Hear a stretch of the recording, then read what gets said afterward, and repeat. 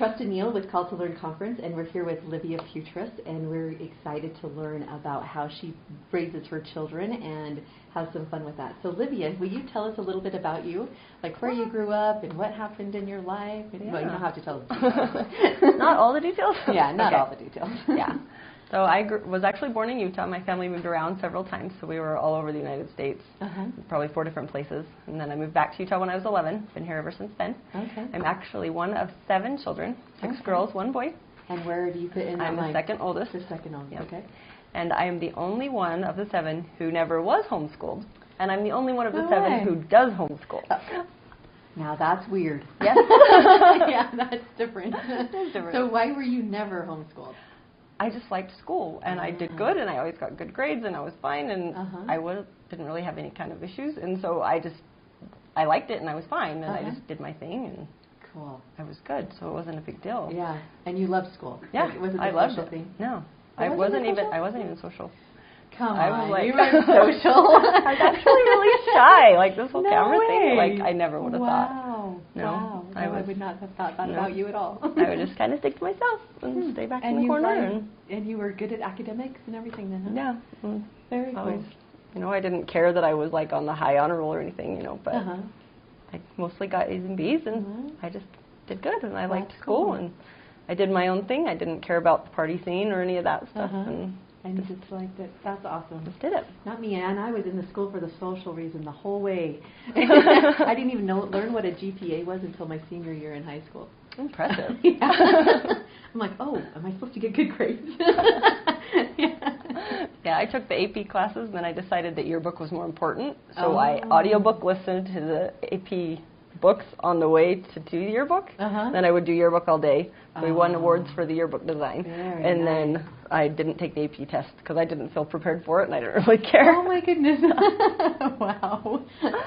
So journalism's your thing then, huh? More the photography and the graphic side of it. Yeah. So I did the layout design and all that stuff, and we won like 2nd in the state. Wow, so it was really cool. That's really neat. That's really cool. Cool. So tell us about how you and your husband met. Blind date, actually. Blind date. Blind date. Yes, I had been faithfully waiting for my missionary for a year and a half, and he had gotten home from his mission 3 months before, and basically told God, if you want me to get married, you're going to have to throw in my lap because I'm not working on it. And so my friend and his friend worked together at this tax place, and he wanted to go out with her, and she was like, I don't know you. I don't want to go anywhere by myself with you. Yeah. And so she came. I was at her house, and so she's on the phone with him. And he's saying, "Let's go on a date." And she's like, "I don't think so. I just don't know you. I'm not coming by myself." So she looks at me and says, "You're going with me." And I said, "No, I'm not." And she says, "Yes, you are." And I said, "No, I'm not." And she says, "Yes, you are." And I said, "Just because I love you, I'll go anyway." And so interesting, because looking back at the same kind of story happened to my husband. So the guy was wanting her to go, and she's like, "I'm not going by myself, so you have to find a friend too." Oh, wow. And he's like, "Well, I don't know what to do." So my husband was skiing with his dad, and they were gone up the mountain, whatever. So he drives over to his house, sits in the driveway at 11 o'clock at night, and waits for him to get home. Whoa. And then he comes home and he says, "I'm going on this date with this girl, and she won't go with me alone. You have to come." And he says, "I'm not going." She says, "Yes, you are." He says, "I'm not going." He says, "Okay, fine." That's cool. So our date consisted of about nothing. We met in Smith's parking lot, and we were supposed to go rock climbing or something, and they were already closed because it was too late. Shoot. And so we drove to some little drive-in place in Kaysville, and they had, I don't remember what it's called. I probably shouldn't say that on camera anyway. So they don't know what it was. But basically they ordered a smoothie, and they poured it out of a carton in the window, like while you're sitting there. And they poured it in. Oh, my goodness. And I was like, ew, I'm never going there again. And I haven't ever been back. Yeah. But, yeah, basically it was over. And they're like, "Hey, let's go play games at my house." And then my husband's like, "Are you hungry? Let's go to Denny's." And I'm like, "Sure, whatever." And then he went to Denny's, and he ordered the whole thing, and it sat there. And he didn't eat it. And I was like, "I thought you were hungry." He's like, "I really just didn't want to go hang out at the house with them." So, he wanted to hang out with you. Yeah. That's pretty cool. So he liked you from the first start, right? Yeah. Oh, that's cool. And I just remember having that, like the first thought that came to me was, holy cow, general authority quality. Wow. Like the spirit that he had with him and just everything that I felt, I was like, wow, he's awesome. Yeah. You know, so it was from the first day I knew that I liked him. Yeah. And so what did you do with your missionary? Well, I fought the whole I liked him thing for a long time, like 2 months or something. Mm-hmm. And I had, oh my gosh, okay, I have to tell you this. You don't want to know. The world wants to know this. So about a month before I met my husband, I liked graphics, right? I liked design. Mm-hmm. So my sister had got a wedding invitation from one of her roommates at college, and I looked at that and I was like, I can do better than that. Mm. And this was the beginning of my graphic design career. Oh, okay. But to create a wedding invitation, you need pictures. And the only pictures I had were of me and this missionary before he left. Oh. So I had created a mock wedding invitation. Wow. And it had the future date for after he got home and all this stuff. And so I put it 2 different designs that I made because I was really proud of my designs. So I put them together like this, and I put them in an envelope, and I put the paper around it with the nice little letter that said, I'm really sorry, I didn't want to have to do this, but here's the wedding invitation, and blah, blah, blah, blah, blah. Oh, my gosh. So, yeah, seriously, right? So, I can't believe that. So I had sent it to him ahead of time. And so, of course, it was like heart attack in the opposite. It was like, oh, it's just us, we're good, you know? Yeah. And then 3 months later, I had to send the real one. And I was like, oh, that was probably like the hardest thing I've ever done. I think that's the harshest Dear John I've ever heard. Yeah, well, I wasn't planning. Nobody's planning on it, right? But I wasn't planning on it at all. Wow. But, yeah.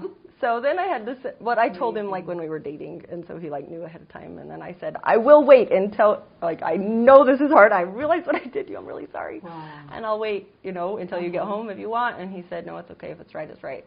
And so we got married, and I was 3 months pregnant by the time he got home. Wow. Wow. So what did he say? Do you have the conversation when he got home at all? A little bit, yeah. Yeah. We just went and talked and, you know, just said it's okay and it'll all work out. Wow. Do you have still contact with him? Mm-mm. Okay. No. Just interesting. Still pray for him.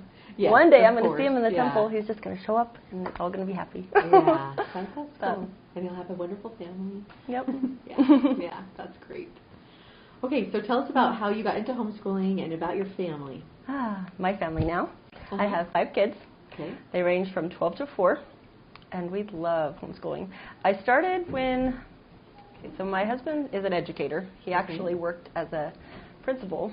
He worked as educator in special ed for years, and now he's a vice principal of a charter school for kids with autism. Oh, wow. It's in Pleasant Grove here. Okay. So it's awesome, and I love what he does. But when he first started, we were at the North Salt Lake School, so it was a 45-minute drive. My second oldest was in kindergarten, and they wanted to go to school with Dad. I'm like, okay, so we're going to try this. So I let them go for a semester. They went to school with him, and they would drive. But my kindergartner was gone for 12 hours a day. Yeah. So I had been wanting to homeschool for years, and my husband was always kind of like, oh, I don't know about this. I like school and homeschool kids that are just weird and you know, so wait, all this stuff. Why did you want to? I just always Is it because felt of your like I brothers did. and sisters had? I didn't have anything to do with that. They've actually only were homeschooled for like a year at a time, each one, like just off and on for random times. And so you just had this desire in you. I didn't really have a lot. I didn't like that they were gone. I like my kids. I want them with me. I wanted family time. I feel like, you know, my job as a mom is not to say, hi, good morning, rush, rush, rush, go to school. You know, and we had done that for a while with I had 3 of them at one time that were in a public school. And so between preschool and kindergarten and second grade or something, whatever it was, we were going to school 3 times a day. So that, you know, back and forth and back and forth and back and forth. And then I had the little ones, and they were getting naps messed up, and everything was going on. And I'm like, life is that we can have joy. My job here is not to like stress people. To make chauffeur. My job is not rush, rush, rush, hurry, hurry, hurry, go to school. Wait, now you're come home and you're exhausted and you're tired, and then we have to do homework. And then I have to say, do this, do this, do this. Wait, you have chores. Now you have to get ready for bed. And it's like rush, rush, rush the whole day and pushing. And I wanted that cherished family time. I wanted to be able to truly fill my home with light and truth and have my kids to receive that, you know, and to strengthen the relationships with us rather than feeling like I always want to go with my friends when I want your family to be your best friend. Good. I like that. So you've been homeschooling most of the time then? How many years was it? She was in 4-ish, 5-ish? I don't know. Oh, okay, 4 years. Okay, wait. No, my youngest was in preschool when we stopped. My third was in preschool. Sorry, not my youngest. My third was in preschool, and he's in 3rd grade now. So kindergarten, 1st, 2nd, 3rd, 4 years. Okay. 4 years. Yeah.